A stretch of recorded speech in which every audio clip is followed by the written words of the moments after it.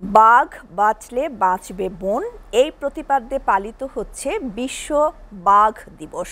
অস্তিত্বের সংকটে থাকা সুন্দরবনের রয়্যাল বেঙ্গল টাইগার নিয়ে এখন কিছুটা আশার আলো দেখছে বাংলাদেশ। সর্বশেষ জরিপে বাঘের সংখ্যা বাড়লেও চোরা শিকারি, জলবায়ু পরিবর্তন এবং মানুষ বাঘ সংঘাতের মতো চ্যালেঞ্জগুলো এখনও রয়ে গেছে।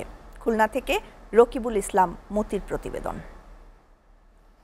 বনের হাঁটাচলা আর গর্জনে জানান দেয় সুন্দরবনের রাজা সেই বাংলাদেশের জাতীয় পশু রয়্যাল বেঙ্গল টাইগার, গর্ব আর ঐতিহ্যের প্রতীক। এক দশকেও যার সংখ্যা আশঙ্কাজনকভাবে কমে গিয়েছিল, সেই বাঘের সংখ্যা এখন স্থিতিশীল।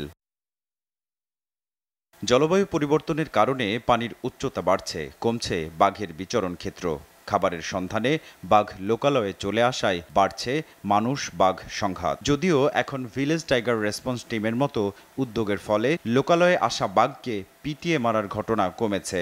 বাস্তবতায় বাঘের প্রত্যাশিত সংখ্যা বৃদ্ধি বাধাগ্রস্ত হচ্ছে বলছেন বিশেষজ্ঞরা। বাঘের জন্য যে আশ্রয়স্থল যেটা দরকার, সেই আশ্রয়স্থলকে টাইগার ফ্রেন্ডলি যদি আমরা যতদিন পর্যন্ত না করব ততদিন পর্যন্ত কিন্তু বাঘ আমি বাড়াতে পারবো না। বাঘ বাড়ানোর কী জন্য প্রয়োজন? বাঘ বাড়ানোর প্রয়োজন হচ্ছে বাঘ সুন্দরবনের কিন্তু প্রহরী। বন বিভাগ বলছে ৬,৫১৭ বর্গ কিলোমিটারের এই ম্যানগ্রোভ বনের ৫২ সংরক্ষিত। চোরা শিকারের ঝুঁকি, আবাসস্থল সংকট আর জলবায়ু পরিবর্তনের হুমকি মোকাবেলা করে বাঘের সংখ্যা বাড়ানোই এখন সবচেয়ে বড় চ্যালেঞ্জ।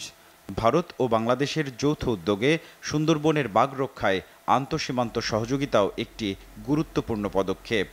বাঘের উপাত্ত সংগ্রহ রয়েছে, বিদেশি বা দেশি ল্যাবের ভেতরে এই স্পেসিমেন পাঠানো এবং সেগুলো নিয়ে প্রতিবেদন বিশ্লেষণ করা, এগুলো কাজ চলছে। সংরক্ষিত এই বনাঞ্চলে নানা কারণে মানুষের বিচরণ বাঘের রোগ সংক্রমণ ও প্রজনন স্বাস্থ্যের জন্য হুমকি বলছেন পরিবেশবিদরা। জলবায়ুগত পরিবর্তনের কারণে একটা বড় ঝুঁকি আছে।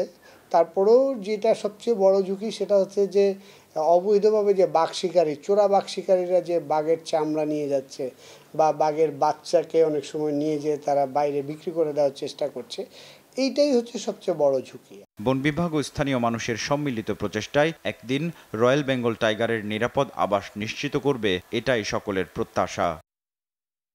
SATV news desk.